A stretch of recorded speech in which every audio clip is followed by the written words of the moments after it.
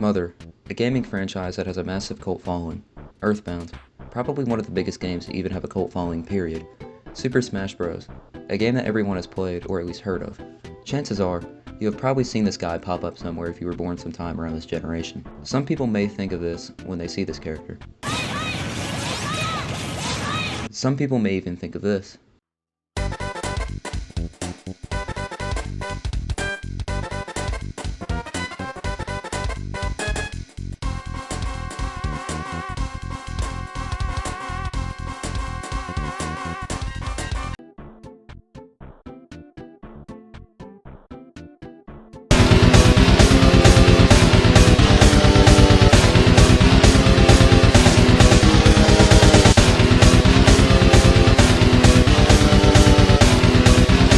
But have some of you ever looked at this lovable Super Saiyan with Benjamin Button's disease and thought of this?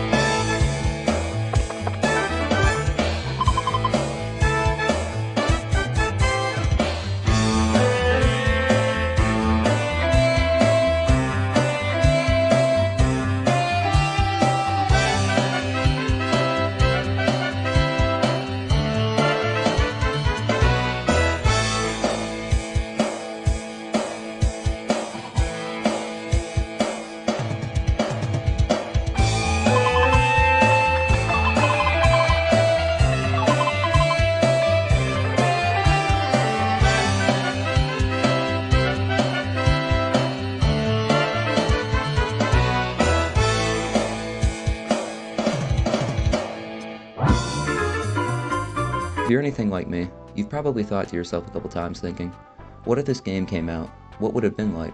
Would gaming ever be the same? The reason I say this is because, believe it or not, this little trailer of a cancelled game that I just showed you was probably one of the most hyped up games to ever have been conceived, and was nothing more than just 60 seconds of leaked footage at an E3 over 20 years ago. But why is that? Seems like just another hyped up game that Nintendo put out in the 90s for its also very hyped up new gaming console, the Nintendo 64. And that might be true, and at the end of the day, that's all it really is. It was also going to be the follow-up to this game right here.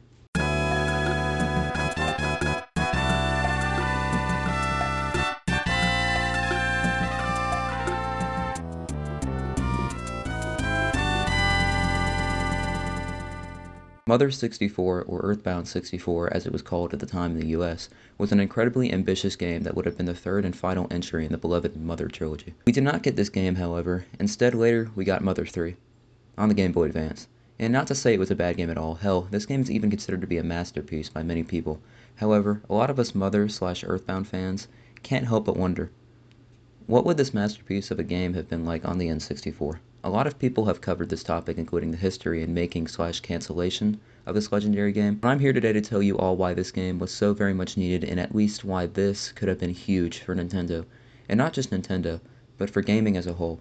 So join me as we take a journey into this mysterious yet iconic game that would have been known as Earthbound 64.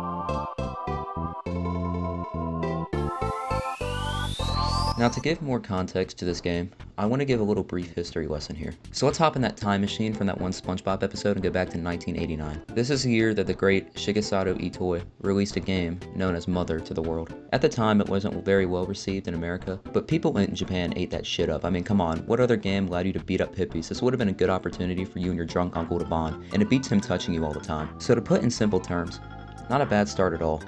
Then in the early 90s, Mr. Itoi released a sequel to the beloved game in Japan, and this game was known as Earthbound, or Mother 2 in Japan. Now, if you thought the first game was hot stuff in Japan, well, that was Yeti diarrhea compared to the level of hotness this game received. Good God. Now, to be fair, Earthbound is very well received today, not just in Japan, but all around the world, and it's even considered to be one of the greatest RPGs/games of all time. But back to SB129. So Shigeru Sato now had two pretty decently popular games on his hands. So what's next? Well, we gotta bring this shit to the 3D baby, so you know what the plan is here. For 11 years, the next Mother game went under serious development hell, and it went from being on the Super Nintendo to the N64, to finally being officially released on the Game Boy Advance. And yes, you guessed it, the game was going to be Earthbound 64. At some point. So that's pretty much the history of Earthbound 64, but I want to let you all know why you wish you lived in a universe where this game came out. And if I'm losing sleep over it, you are going to be a bunch of degenerates too, so suck it the fuck up. Let's get into this thing.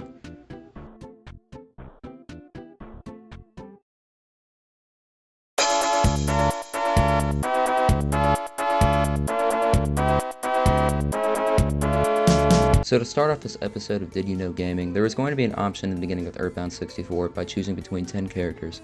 That's a lot of characters. So after you choose your favorite member of the Wu-Tang Clan, you would then proceed playing the game as that character. On the GBA, you would still be able to play with at least 3 characters in your party.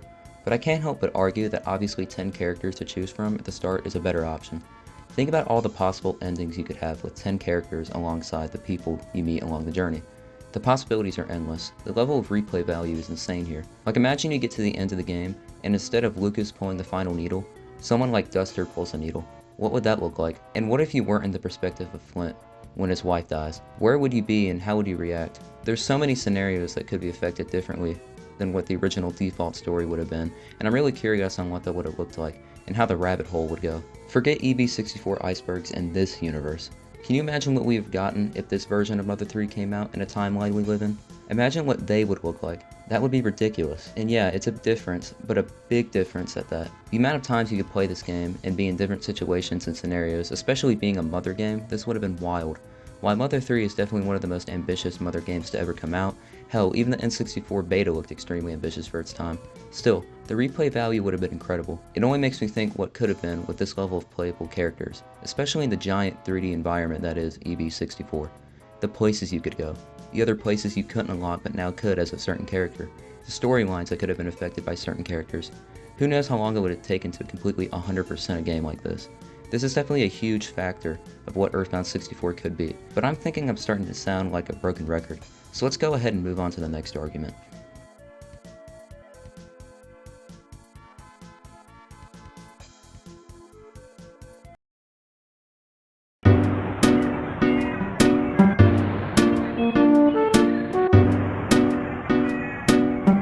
So let's talk about this topic real quick. I truly believe that if this came out in America during any of the years that the N64 was relevant, this would have been considered a classic. I mean, come on, a 3D RPG game that has an intricate story, plot, and wholesome atmosphere that the other games are known for, people would have eaten that shit up. Now let's be fair, I am truly confident that Earthbound 64 would have been massive in Japan at the time of its release, due to how well the previous game sold over there during the time. But then again, I also believe that Mother 64 would not have gained steam until 20 years later, just like how some other games did. I believe this for one reason, and that is the project being Earthbound 64 wasn't really given that Western localization that us Americans could relate to in a way. It felt too foreign, I should say, and obviously that's not bad at all, and nowadays people would probably love to see a game like Earthbound 64 come out due to circumstances like this. And that's probably what made the other games not sell too great over here during its early lifespans. However, just like the games of Mother themselves, changes would take place really quickly. People in this generation and the previous one rely heavily on nostalgia, and there's something very nostalgic about seeing this trailer. For millennials, it could be seeing those 64-bit graphics that could transport them back to their bedrooms on a Friday night eating pizza and just having a good time.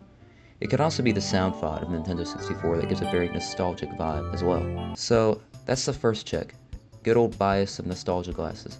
Now let's look at the actual game itself. Earthbound 64 could have been huge right now due to the fact that it would have been an incredibly ambitious game with great RPG elements and an amazing storyline. Games like Ocarina of Time were praised for this and still are praised for it to this day. Whether it picked up steam then or it was picked up steam today, it still would have been huge, and Ocarina of Time is one of the biggest selling games on the N64. Combine this with the cartoony style of Super Mario 64, the biggest selling N64 game to exist, and you got yourself hotcakes on your hand, simply for the fact that these particular aspects of a game contributed to its popularity. Earthbound had RPG elements. It would have had an intricate and compelling story, seeing what we got with Mother 3 on the GBA. It had a cartoonish style to it. all aspects that made games like Mario 64 and Ocarina of Time so popular. I also would like to argue, like I said before, at first it wouldn't have been super popular, but I believe it would have had at least a cult following in America at the time. Let's look at the facts. Incredibly popular games like Super Mario 64, Ocarina of Time, and GoldenEye were very popular, sure because of the gameplay that was associated with them, but also simply just because of the fact that it was the first time Nintendo was going 3D. Sure, you had games like Final Fantasy on PlayStation 1 that were 3D RPGs, and yes, they were very good. They wouldn't have had that Nintendo charm that Nintendo games are so well known for, however.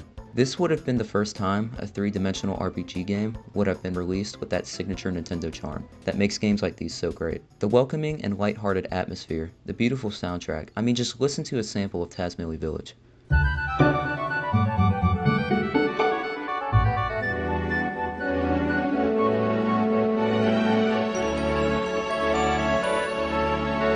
And on top of that, a game that had the level of heartwarming and complex storytelling that the other Mother games had, come on, people would have loved to see that. Especially for those who already were Mother fans. Now again, for right now, as in the 1990s, the Mother fans would have had mainly loved to see this. The game would have, at least at some point in time, would have had a decent sized cult following, something that Earthbound on the SNES really didn't have much of at a time. And then years later, when the internet started and word of mouth spread by people who have played it, it would have happened. And combine this with all the stuff I just stated, oh yeah, this game would have been big, and I'd like to argue that Mother 64 would have been either as big or maybe even more popular than Earthbound. You see, like I stated before the internet, Earthbound really didn't have much of a cult following. Earthbound 64, on the other hand, would have already had a cult following back in the day. So add that demographic to new players. You would now have the mainstream vote and the die-hard fan vote, something that Earthbound gained 20 years later. Mother 64 would have already had the die-hard fans, so now the process of mainstream popularity would have grown faster than the growth of Earthbound on the SNES. Now I know what you might be thinking. You just stated earlier that Earthbound 64 would have gotten popular from people who played Earthbound on the Super Nintendo, but now you're saying there was no cult following? Let me phrase that a little bit better. Yes, there was a cult following for Earthbound during the 90s, but not nearly at the level that it is today. What I'm saying is that the tiny cult following then would have fueled the popularity for Mother 64, leading to a bigger cult following. That's all I'm saying. So, it would have gone from small Earthbound following, then Mother 64 comes out, bigger following, the internet age of the world arrives, then a massive cult following to the big mainstream. Also, just the fact that this game was 3D would have only fueled to the fire even more. This is a time when gaming was taking a transition from 2D to 3D, and an ambitious 3D RPG like this coming out? Oh yeah, that would have definitely sparked some interest. Now, this all would have happened in America from the 90s up until now. That is what I'm theorizing. In Japan, this game probably would have been bigger than Earthbound on the SNES hands down. A 3D Mother game that has the same sauce, maybe even more than the last game? Oh yeah, it already had the popular vote. You know it would have instantly been considered a masterpiece in Japan. It's because of reasons like this that I believe that Earthbound 64 would have been a masterpiece and considered to be one of the greatest N64 games of all time.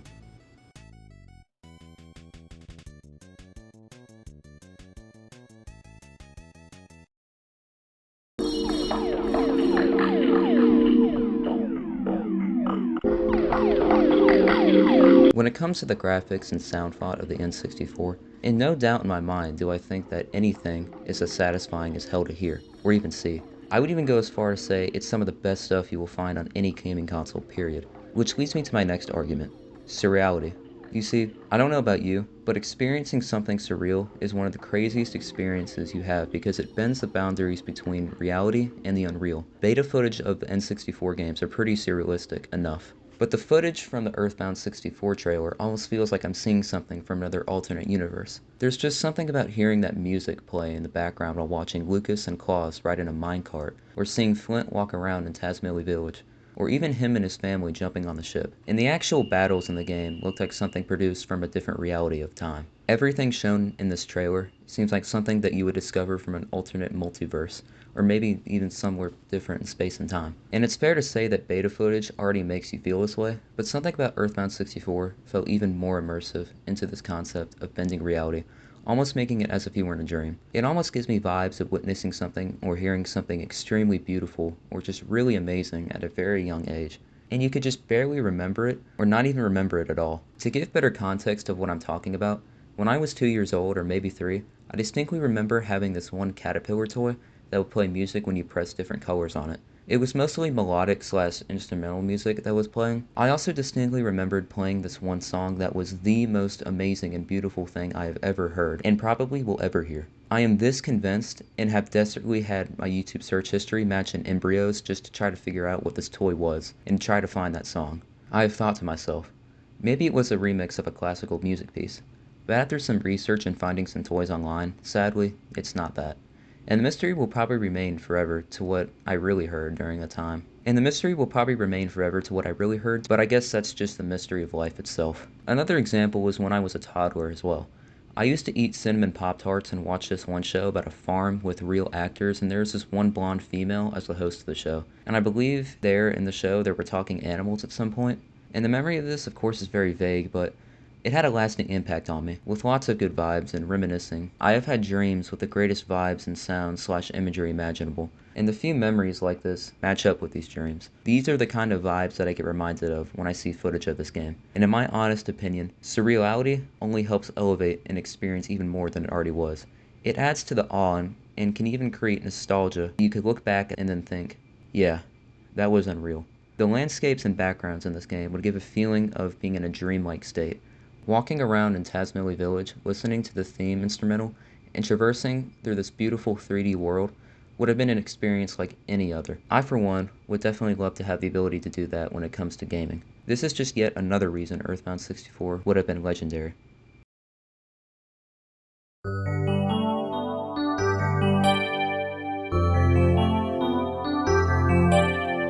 Like I've said before, the N64 sound font is unlike anything else I've ever heard.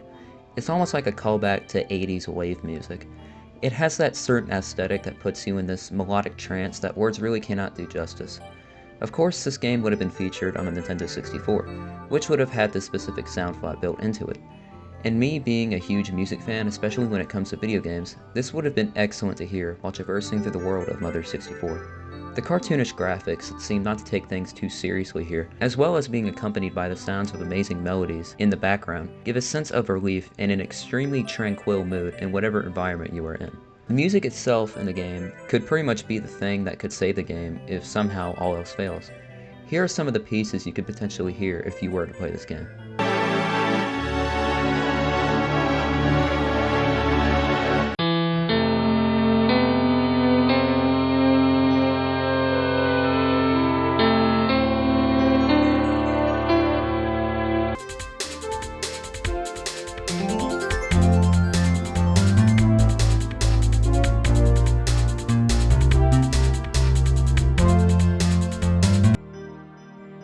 This is only just a what-if situation. Think about all the possible melodies and different pieces of music you would be able to hear in a game like this. It's unreal. This would only elevate the atmosphere even more than it already is. I also believe that this certain sound font would have made things a bit more dramatic or immersive than it did on the GBA, such as the Drago theme and the theme for the Masked Man. To explain what I'm talking about, let's take a look at the theme for the Masked Man on the GBA and N64 fonts.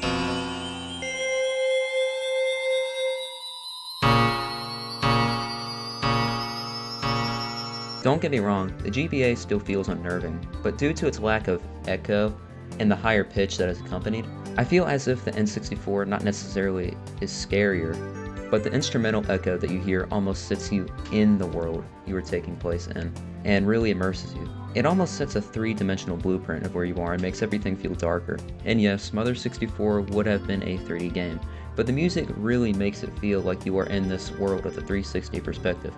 The GBA version feels a little more creepypasta-ish. Yeah, it sounds unnerving, but it's almost too quiet or a lack of echo compared to the N64 version. The N64 version would be more lively and organic, so to speak, and the GBA feels a little too flat compared to the N64.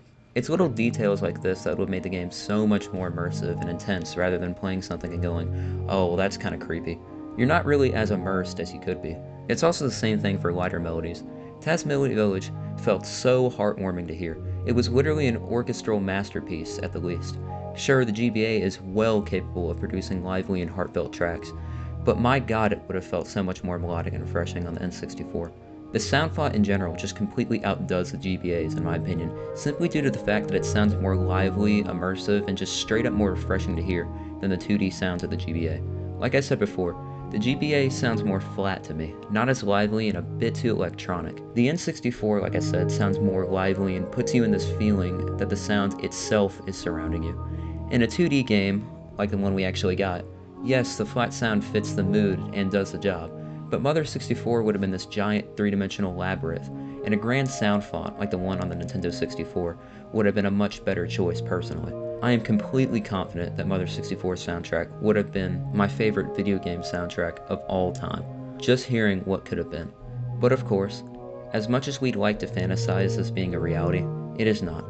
But while we are discussing this topic, let's move on to another argument that I'd like to mention: the graphics.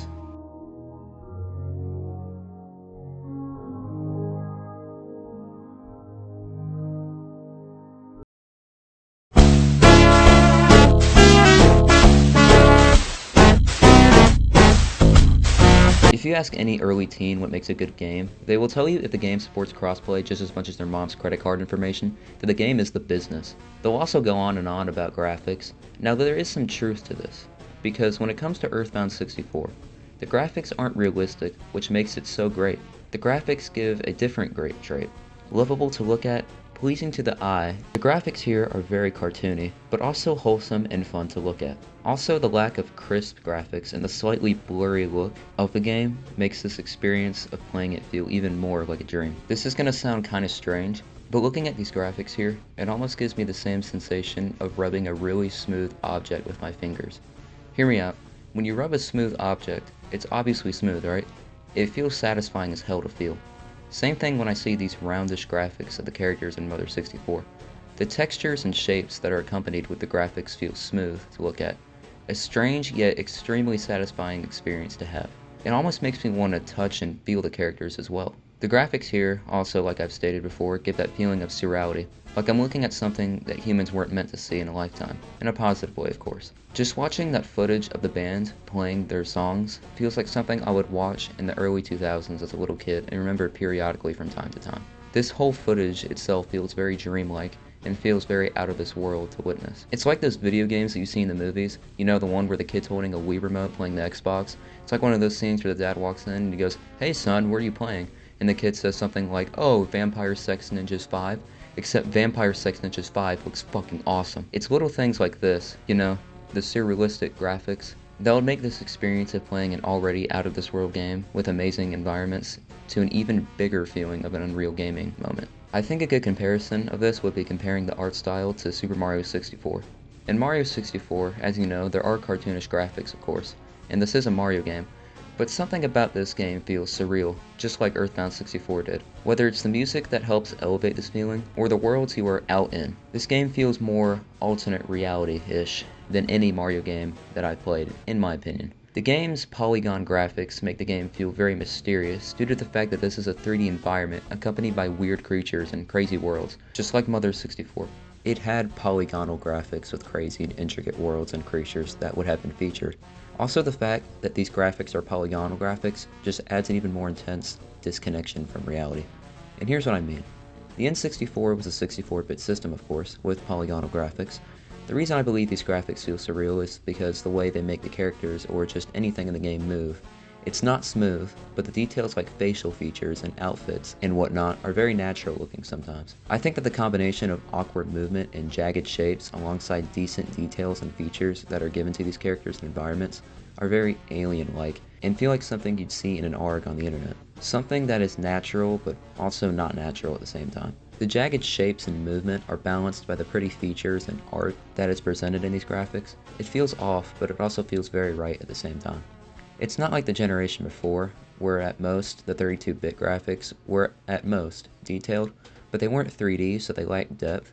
The PlayStation really doesn't have much cartoony games like the N64 does that added to that outlandish vibe, so there aren't many examples that I can pull off from there. and the generations after that just feel like they were much smoother. But it just seemed like it was an attempt to make the graphics look better from the past generation. The jaggedness and rough movement felt good on the N64. It was the perfect amount of jaggedness and facial expressions, the art styles, and everything about these games and details felt way more over the top, of course, in a cartoony way. That felt more outlandish and surreal, and alternate reality-ish. The fact that the details seemed over the top, and as well as it being this specific level of jaggedness, yet very detailed in a 3D atmosphere accompanied by awkward movement, felt very unreal or strange in a beautiful way to look at. It's just these specific levels of things that were featured in the N64 alongside the Mother 64 beta that made the game feel much more like a dream experience. It's also the fact that this game would have been on the Nintendo 64 that makes it the perfect fit for the type of game it was.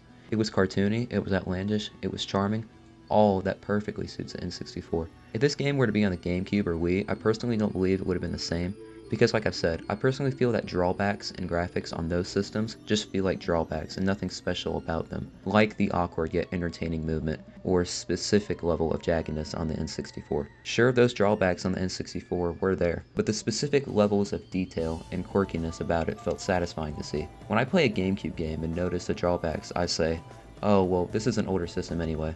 It doesn't feel the same as if it would be on the N64. And Earthbound 64 was awkward. It was supposed to be a mixture of emotions. It was supposed to be the magnum opus to the Mother series. This would have changed everything. This would not only be the game that you would look back at and be like, oh yeah, I remember that, what a fun time that was.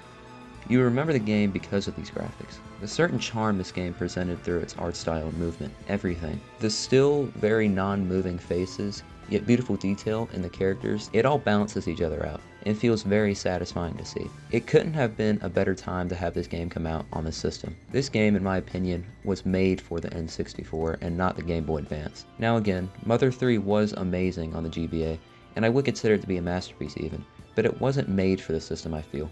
Every Mother game did something new for its series. The first Mother game completely redefined the RPG genre, with breaking the tradition of being in a fantasy world and instead traversing the landscapes of America. The enemies you fought didn't range from just your typical wizards and dragons.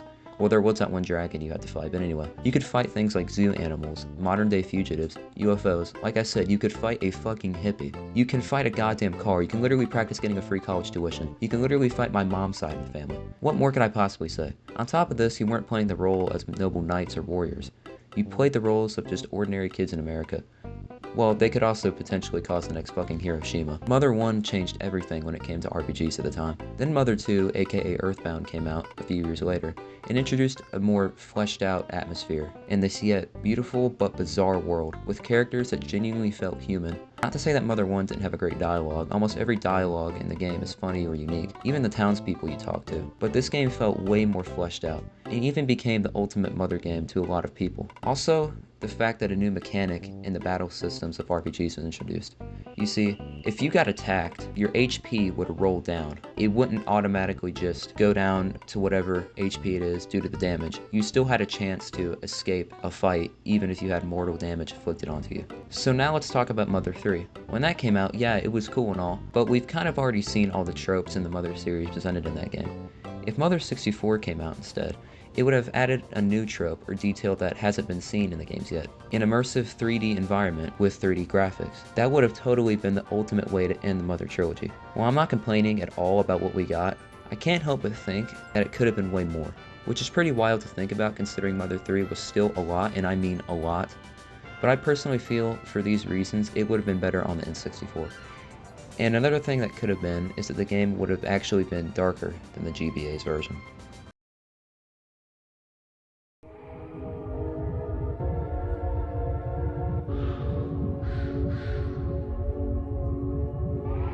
So if you played Mother 3, you probably know it's not a very light-hearted game compared to the previous game in the series, but still a wholesome game overall. But what if I told you that Mother 3 was supposed to be way darker? According to research I've done on this godforsaken place we call the internet, Shigesato Itoi stated that the original game on the N64 was supposed to be darker than what actually came out on the GBA. And this is not necessarily another argument about how the N64 would have been the ultimate Mother 3 experience, more of an interesting little tidbit. I know, oh boy, but don't worry, we'll get based again in a minute. I want to talk about this particular aspect that would have been a part of Mother 64.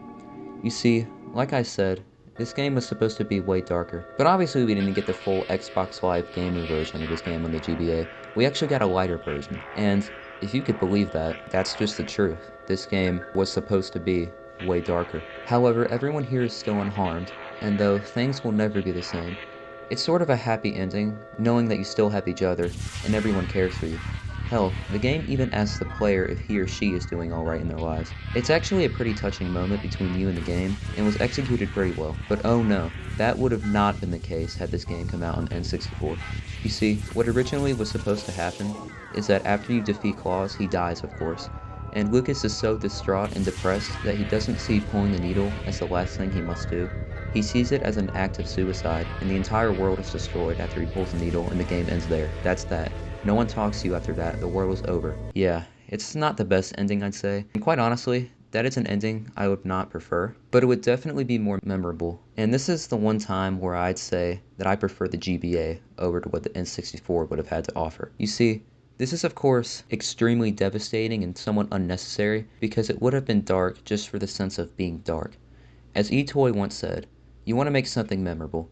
You want to combine as many emotions as possible into one setting. Don't just make something dark for the simple fact to do so.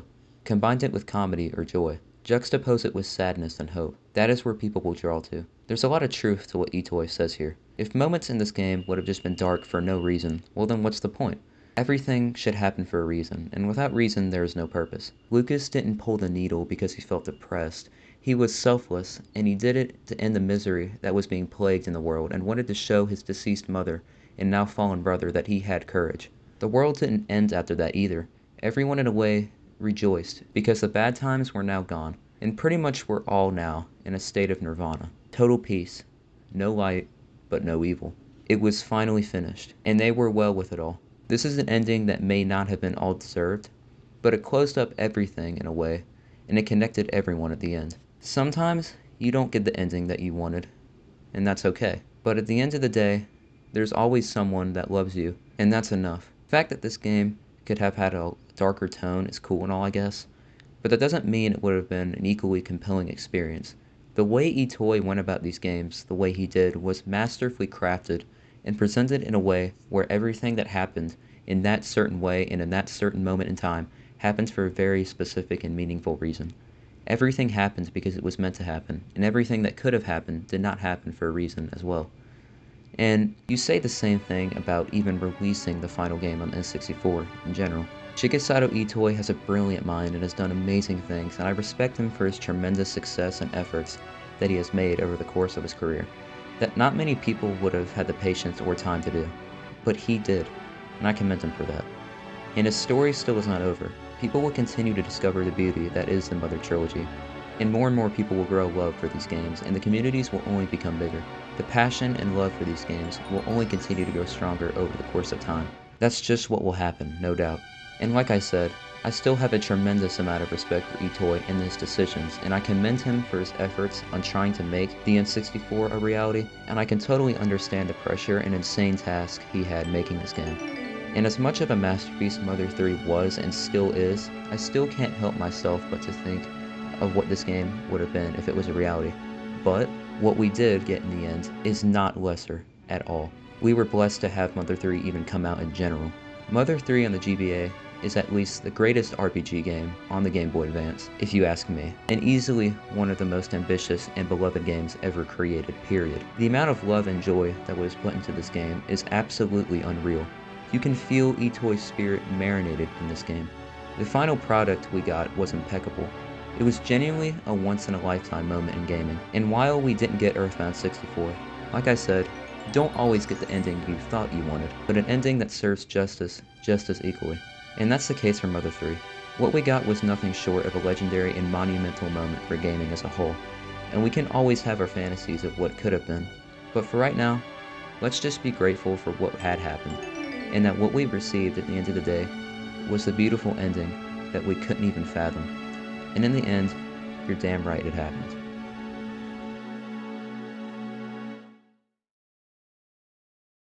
Mother 3 is a game that we should be grateful to even have graced on this planet. It was a beautiful way to end a masterpiece of a trilogy that was the Mother series, And as much as I wish we got Mother 64, Mother 3 is still a very legendary game that I will never take for granted. I also believe that we should have this game localized like everyone else, but I also think the way Shigesato ended this series was truly brilliant, and it doesn't need anything else. I mean, I'm not stopping you from releasing what you got from the, Earthbound 64 dev department.